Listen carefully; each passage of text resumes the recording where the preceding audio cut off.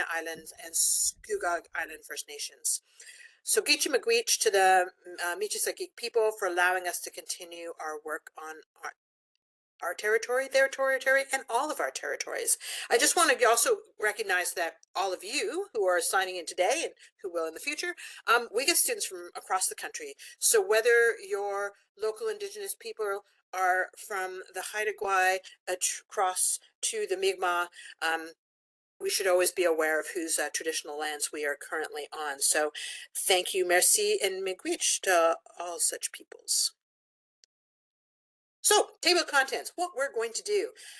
You will have noticed that tonight is actually about two programs, both short forming. I'm going to short form them all the time, but Museum Management and Curatorship or the Cultural Heritage Conservation and Management program, because I know quite a lot of you tend to apply to both programs and then decide which one feels like it's right for you. So I'm going to be doing some kind of comparisons tonight. Then we'll take a sort of deeper look at museum management and then another look at kind of conservation and about our program partners. And then we'll look at internships because I know people are always super cool and excited about that, and then have time for questions at the end. I'm hoping that I won't rabbit on for 45 minutes, that I'll keep it shorter so there's more time for some discussion at the end. So, which is the right fit for you? One of the ways I kind of differentiate between museum management and curatorship, MMC from here on in, and cultural heritage conservation and management, CHM. I know that leaves out a C, but there you go. The way I usually get people to think about it is that museum management is basically a museum studies program. It is all things museum. You really get to look at sort of a jack of all trades of museum work, and it is 3 consecutive semesters, 2 semesters here with us at the college, and then 1 semester out on internship. The Cultural Heritage Conservation and Management, CHM, is conservation science. And there's no fooling that I put the word science in there because I really think that's the strongest difference. It's very much focused on dealing with objects in museum collections. And yes, we look at kind of collections, care of those objects and management of those objects, but specifically we're looking at the conservation, the artifact care to try and preserve those objects into the future. And that is a science because we really, to know how to save an object and preserve it, you really need to break down what an object is right to the molecular level to know how to deal with it. So because of that, it's 1 semester longer because there's a whole bunch of science thrown at you, and you do need to have a grade 12 chemistry credit. And no, I will not waive that under any circumstances whatsoever because you're going to take chemistry every semester, and a really good grounding in chemistry is helpful, but not to panic, because if you don't have chemistry, and obviously a lot of people coming into arts-based programs, most of us did not take chemistry. I did because I'm an archaeologist, but that's me. If you didn't take chemistry, the college provides lots of ways that you can do that. You can take upgrading to get your chemistry. And I usually encourage you to go ahead and apply while you're doing that process, but then you wouldn't get an offer until you had your chemistry. Obviously, grade 12 is the minimum. If you took a college chemistry class or a university chemistry class in first year or whatever, that's fine as well too. Both programs are really, really intensive and hands-on. What we really stress is that you're going to get a chance to actually do real stuff. Sometimes people come and they've already got some museum or gallery or archive experience in the past, but don't panic because lots of people have nothing before they get to us. But when you leave, you're going to have so much stuff to fill your resume and your portfolio. So in the museum management program, we work with a lot of community partners so that you get to be working in lots of different museum sites, and all the work you're doing is real world and practical. I'm not a huge fan of assignments just for the sake of doing an assignment. You're actually going to do real museum stuff, and then you get marked on that. Equally in CHM, most of the artifacts that you work on in the lab are actual real artifacts that are loaned to us by museums or public collectors or whatever, and they are actual items that do need some conservation treatment. So you're working on real materials that belong to real museums. So museum management and curatorship, some folks doing sorts of things. This tends to be what you think of when you think of museums in general. So there's a lot of collections work. There's a lot of exhibit work. Those are the kind of things people think of. But there are a lot of other things as well that I think people don't always think of. So we really are trying to cover every single aspect of what you might be asked to do in a museum, because museum people really tend to be people who wear many hats. You are doing lots and lots of different things all the time. And so the more you can build up your knowledge and skills in all aspects of the museum world, the more hopefully you are therefore useful for hiring and getting jobs in the future. So saying that, the courses that you do in the MMC program include exhibition development. You do a little mini exhibit in your first semester that's just one artifact, one exhibit panel, one thing mount, and some sort of little interactive. That's the main exhibit program for the first semester. But in the second semester as a class, you will create a full-scale exhibit, usually at the Peterborough Museum and Archives. So exhibit development takes place over both semesters. Collections management, again, we'll be dealing with the collection, usually of the Peterborough Museum and Archives, and you'll get to do a lot of hands-on work with their collection. The fun thing about our program is all that behind-the-scenes stuff you always wanted to do. Well, now you get to do it. You get to be the person behind the rope, behind the curtain. Care of collections is, again, the slightly more conservation aspect, because the MMCs get a little bit of that, but it's what we call preventative conservation, just the basics on how to keep objects safe and stable, not moving into actually fixing them, just safe and stable. Curatorial research is important, obviously, for doing exhibit development and research into our artifacts. We use that in both exhibit development and collections management. And tech apps is all the kind of basically, well, technological stuff. We use the Adobe Suite quite a lot. So you use Photoshop, InDesign, and Illustrator for things like altering and working with the photos you've taken of objects, adding text onto photos you've taken of objects, and of course using things like make objects, images for exhibit panels, designing your exhibit panels. We also look at SketchUp, which is a 3D design program, and using a DSLR camera. So if you've never used a DSLR camera, now's the time to learn. But we also do stuff that's maybe not the first thing you think of when you think of museums, and not the first thing that made you think, I'm going to go take a museum studies program. But museums are a lot of other things. So we do gallery and museum administration, which teaches you all the grim and boring things that you're like, really? Oh, so we do budgeting, we do policy writing, but in the long run, those are things you will do every day, right? Financial aspects of museums, legal aspects of museums, just all the other stuff you need to know. And that class, while sometimes at the time people are like, this is not why I'm here, everybody reaches out to me later and is like, oh, that's the stuff I actually use every day. I'm like, yes, yes, it is. We also do education and interpretive programming. And I know a lot of people, the thought of running a program for a bunch of kindergartens makes them want to curl up in a ball in a corner. But education is really the goal of museums, is to educate people, and thinking about how to do different types of programming, whether it's for school kids or for adults or for people in their 20s, whatever, trying to create different sorts of ways for people to understand things. And that doesn't have to be running programs. It can be creating extra interactives around exhibits that will help people understand your content. So education and interpretive programming is an important course across both semesters, and you will at some point be made to go out and run a program yourself. It doesn't necessarily have to be for children, but many of them are. And then the final course is internship and career orientation, which is a one semester course, just basically gearing everybody up to go out onto internship and doing some practical things like brushing up our resumes and making a portfolio. So our main home for the Museum Studies Group, the MMCs, is the Peterborough Museum and Archives. And the cool thing about that is that we are the only museum studies program in the country that is actually housed at a museum.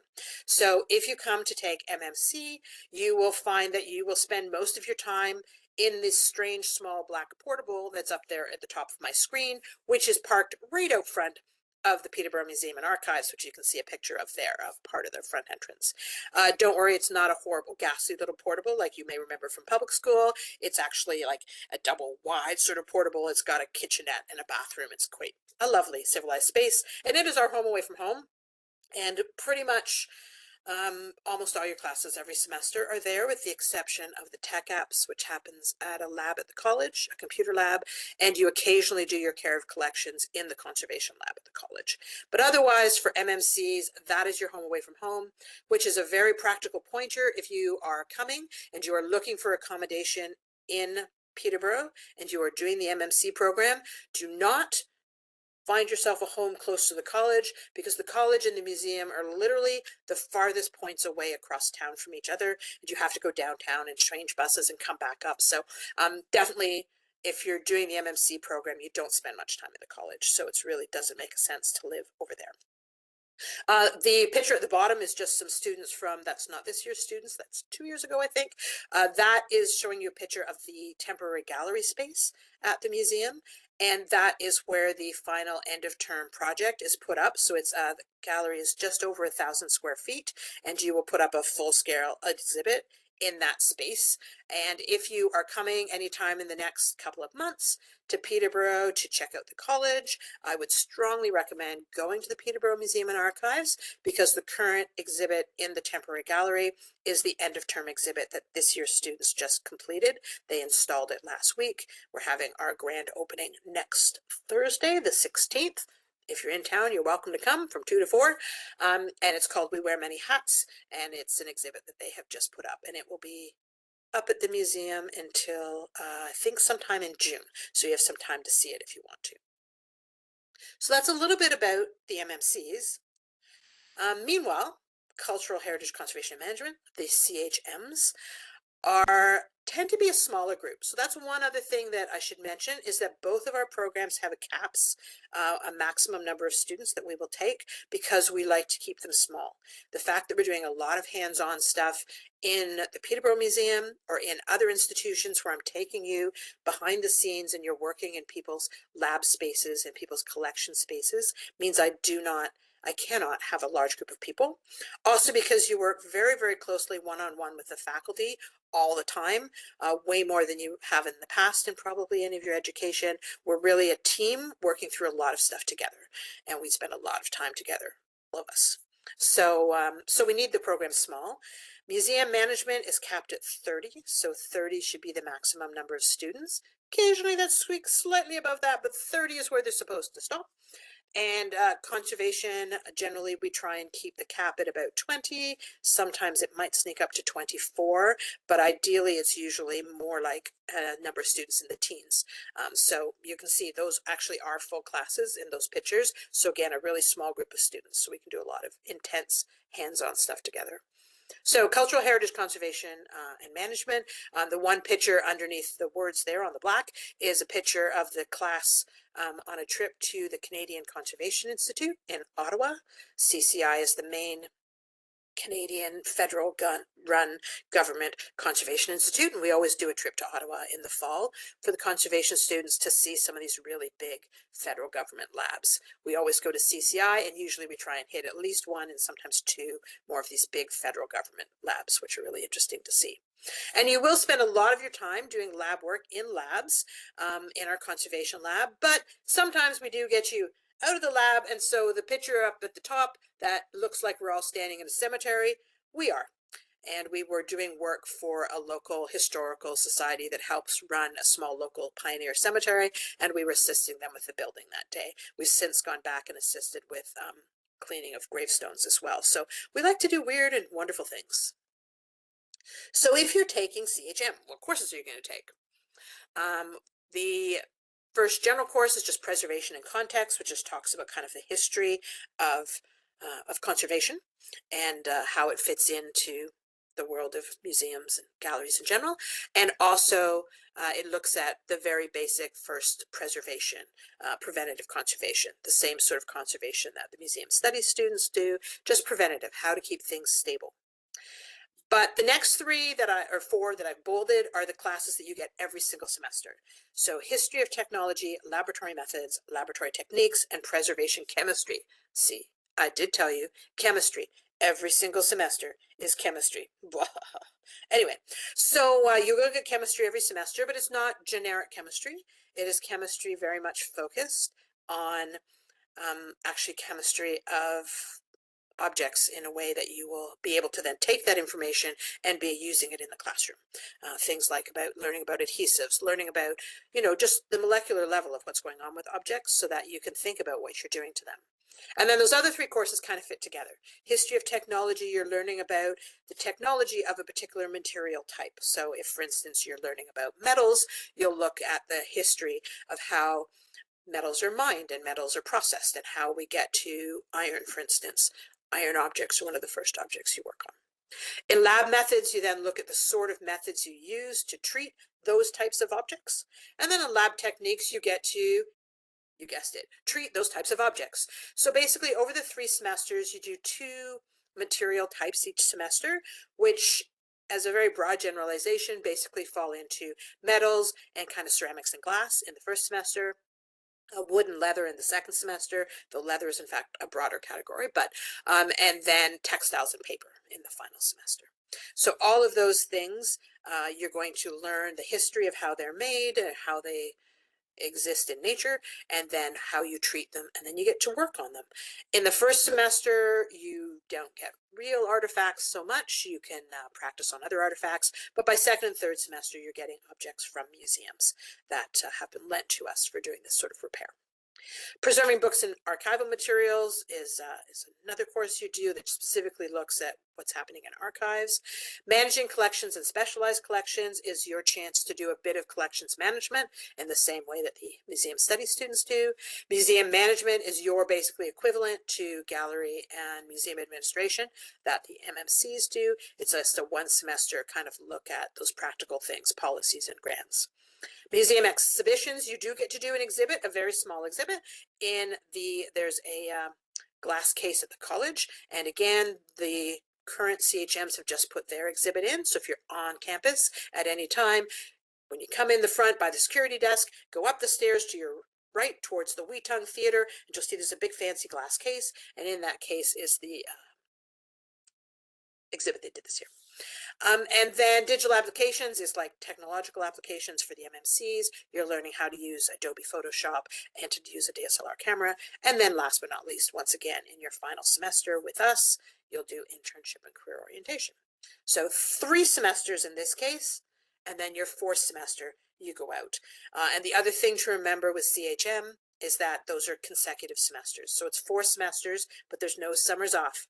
No slacking. You do fall semester, winter semester, summer semester, and then the following fall is when you go out onto your internship. And I really couldn't find any good pictures of the conservation lab when I was doing this last night, so please ignore the completely weird face I am making in this picture. This was a workshop we did where we had a bunch of conservators come in to do a workshop with the students about disaster management. So myself and the lovely student Adrian, pictured here, are trying to save waterlogged textiles that have been damaged in a flood, imaginarily. And I'm making a strange face, so sorry about that. And then just some tools. But that's what our lab looks like. It is technically in the basement, but as you can see, it's not dark in the basement. It's got windows outside so light gets in, and it's a lovely space. It's got all brand new exhibit furniture. It's got fume hoods and microscopes and special water filtration systems. So we have 2 sets of water, so you can have water that is more appropriate for working on conservation and then just the regular water from the taps, and every single thing you could possibly imagine to work on artifact conservation. It's really a fabulous space and is your home away from home for the conservation students, as in the same way that the museum is for the museum study students. So if you are in conservation, living near the college is a good thing because most of the time we don't let you out of the lab. And when we do, it's in the summer and we'll go on some field trips. So I mentioned the Peterborough Museum and Archives, and we do spend a lot of time at the Peterborough Museum and Archives for the museum studies students, not so much so for conservation. As I said, we don't let you out of the lab very much. But we do have lots and lots of other amazing partners in Peterborough and beyond that we do a lot of work with. So just around us, we do work with the Heritage Preservation Office in Peterborough, the Art Gallery of Peterborough. So if your interest is art, particularly those interested in museum management who are interested actually in the art gallery world, we definitely do lots of work with art galleries. Riverview Park and Zoo, because people do come with a science background to us and are interested in things like museums of nature and zoos and places like that. It's all part of that same thinking about collections and education and care of objects, just animals can run away. Parks Canada, we have done a lot of work with them. Hutchison House is the small building under that. That's a historic house here in Peterborough. We do work with Trent University, which has an archives. Lang Pioneer Village, this year we actually did an exhibit for them. The students have just done a big exhibit in one of their cabins. Canadian Canoe Museum, there's just so many places. Art Space Peterborough, the Petroglyphs, we occasionally do some work with them. There's lots of partners in and around the greater Peterborough area that we do a lot of work with, and you will be hands-on. And there's some I haven't even mentioned here, like the Sports Hall of Fame. There's a military museum in Peterborough. There's just so many other people that we work with. And so there's lots of potential to focus on things that are your area of interest. And then you get to that final semester. So we've just spent 2 or 3 semesters together, intense stuff all the time, so much stuff going on. And then it's time for your internship. And I know everyone's always super excited about that. And internships are very much a planning process, one-on-one. We do help with this process. You are not just abandoned to find your own internship. As I said, you saw there's a whole class in that final semester called Internship and Career Orientation, and it's very much a partner process. After you've been with us for a year, we know who you are. We know what you like. We know what you're interested in. And we have these conversations. What kind of museum? Do you want to be at a big museum? Do you want to be at a little museum?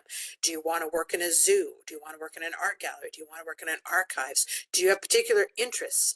Do you want to be close to your home so you can couch surf off your parents or friends or grandparents or somebody else you know?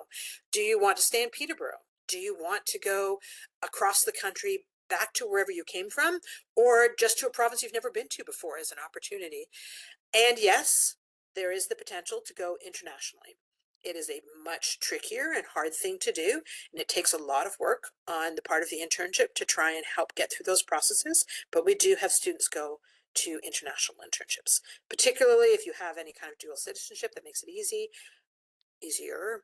And also, of course, if you're bilingual, that would certainly help in a country that was not English speaking, but those options are there for those who want to explore them. So just to give you a wide, diverse bunch of shots here, what are these students doing? Starting from the top left and going across the top row, that is a student who is at a zoo, and he did a lot of work on both developing the exhibit, which was a pop-up exhibit behind him, but then also doing education program days with students who are playing with some of the hands-on artifacts he have. The students in the middle 2 pictures at the top are both at maritime museums, working in collections. Student at the far side at the top wanted to work in archives, so he's kind of joking that you think everything's organized in archives, but I have all these boxes full of stuff. Down below that is a student standing in front of more hockey sticks than you've probably ever seen in one place. He is at the Hockey Hall of Fame.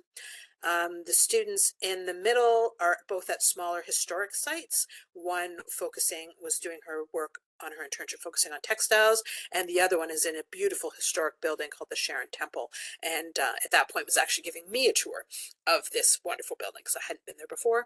And then the student on the far side with all those strange little round objects is actually at an art gallery, and even though she's an intern, they allowed her to take a small side room of the gallery and design her own exhibit based on materials in their collection. So it's sometimes terrifyingly surprising. You get out an internship and people are always writing back to me. They seem to know what I'm doing and just keep asking me to do things. And it is scary, but you will know what you're doing. You will have spent an intense year with us learning what you're doing, and people have a lot of faith in Fleming interns when they go out. So yes, there she was putting on her first exhibit, which she got to research and choose all the artifacts from the gallery's collection and then create this exhibit herself. So it's empowering, but also equally terrifying, and imposter syndrome is real.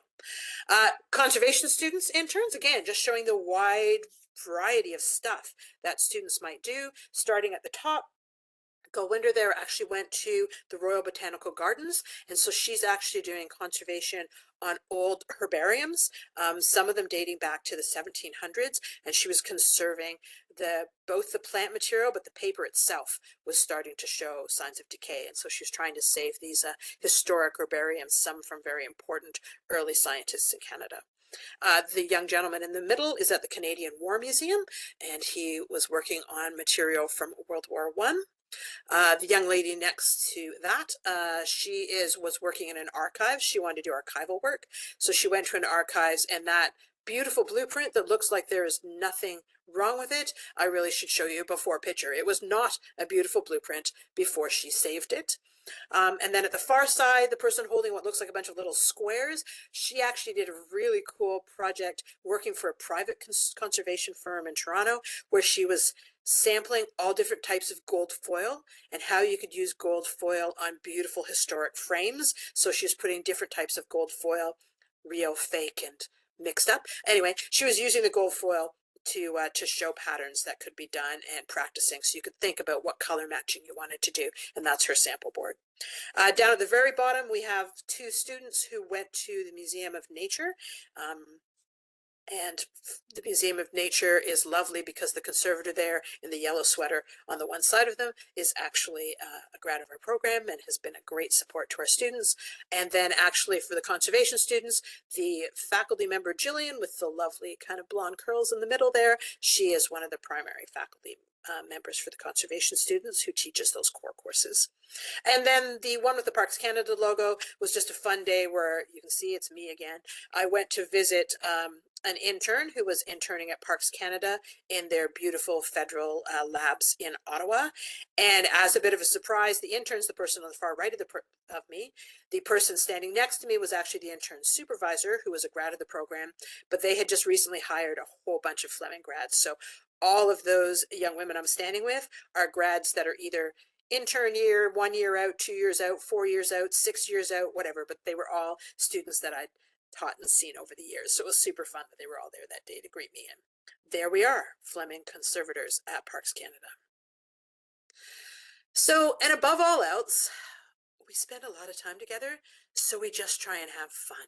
And we do lots of silly things. This is a craft afternoon, or dressed up in costumes at a pioneer village we went to.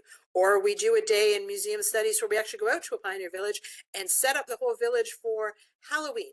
So yes, that is what those young gentlemen have been doing. They've been digging a graveyard, that's all fake, in a pioneer village's garden. We do spend a lot of time together. You get to know everyone in your program incredibly well. We spend time together during the weekend class. You spend time together on evenings working on group projects. You spend time together on the weekends, going places, museums, and doing things and projects. We really spend a ridiculous amount of time together, and you get to know each other so well. And then these people form your core network group going out into the work world. And they just last summer, we had a group of students from 10 years ago hold a reunion, and a bunch of them came back and held a reunion together because they are still connected, and those connections go on into the working world. I would highly recommend you follow us on Instagram. Have to confess, the conservation students maybe don't do quite as much on their Instagram page because it's not something we kind of push for conservation, but the museum studies students have amazing Instagram. Please follow them at MMC Students, and you will see the crazy stuff that they're up to this year, but you will also be able to go back for many, many years and see the kind of work that they were doing, which is fun to see.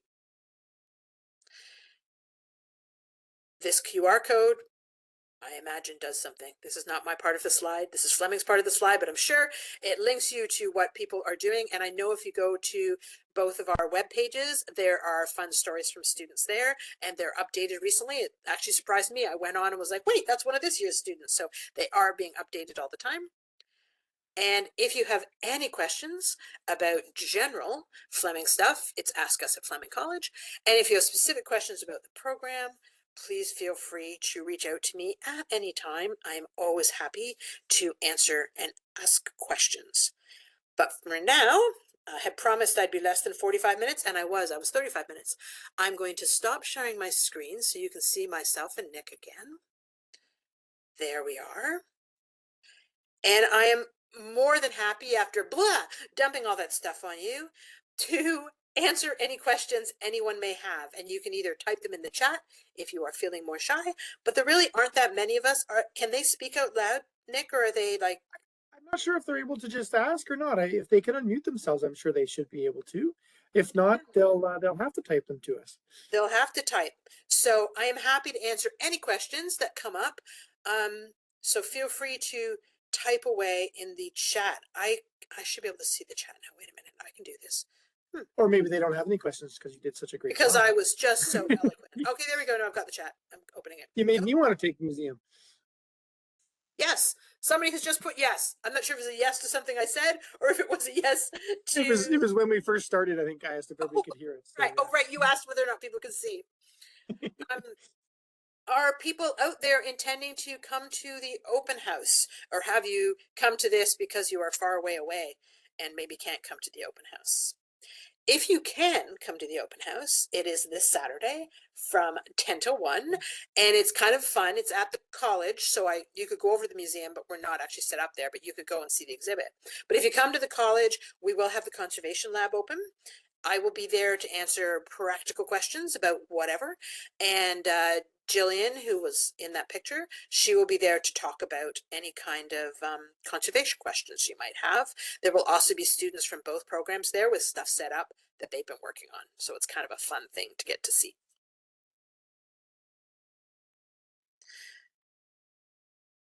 Nobody wants to talk to us. No, I'm feeling so neglected and left out. It's sad. Gosh, you'll edit that part out later, right, Nick? All right, thanks so much. Really appreciate your time. I am going to come to the open house. Oh, excellent. And I've seen your name on my list somewhere. That sounds like I'm some sort of spy. But I have lists of the people who we hope to see Applied to your soon. program. So, yeah, absolutely. What does the semester look like? How many classes? Are there Yeah, lots of night? That one's for you. question. Yeah, that's a good question, James. So yeah, basically, for the museum study students, each semester has 7 courses, which is a bunch. Basically one night course each semester, which is the tech apps, but all the rest of them, basically for museum studies, all of your classes will fit between 9 and 5, because those are the time the museum is open. So you always know your class will fit between 9 to 5, except for the one night class at the college.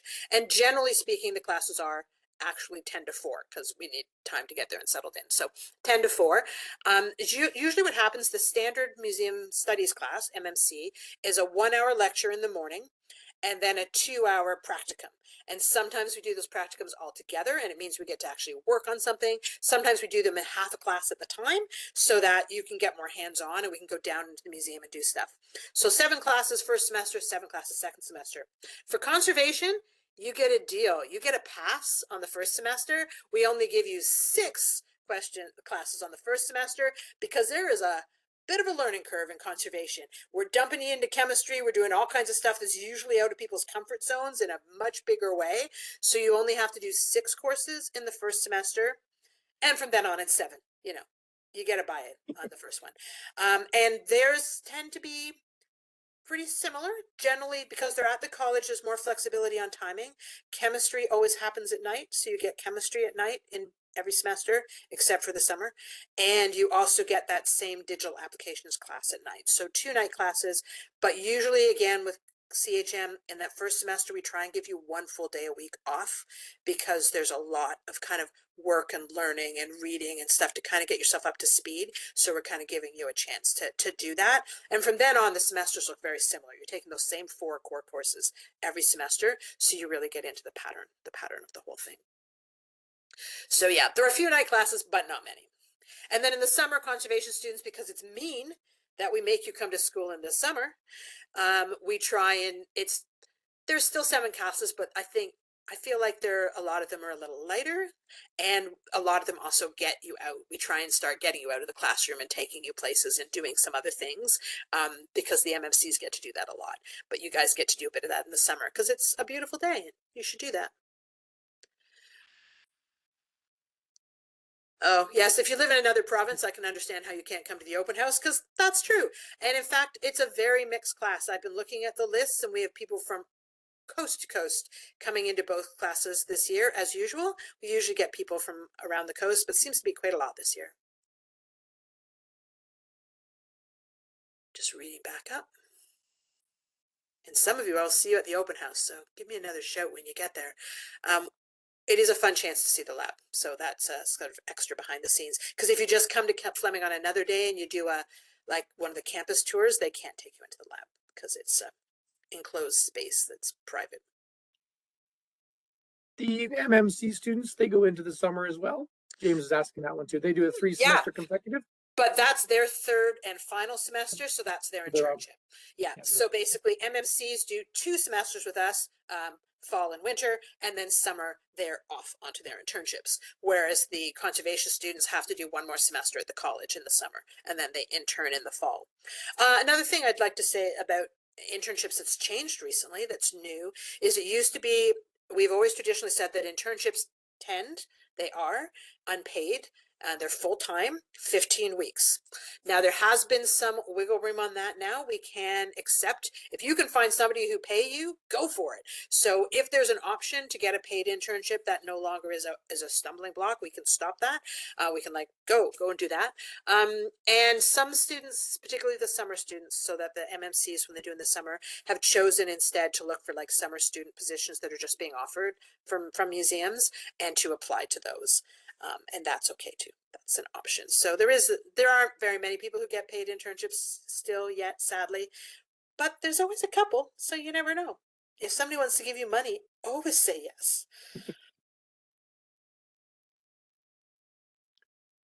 Watching for the chat. It's been paused. Yeah, I'm looking through. I'm like, oh, is there anything else? The little fingers tap madly, tap madly. You know, this is the most we've had in the chat group. They often the groups are very quiet. Well, this is good. This is because we're all like real grown-ups and have things to say and do. And Absolutely. It's always a very fun and diverse and mixed class of people who have all different kinds of backgrounds.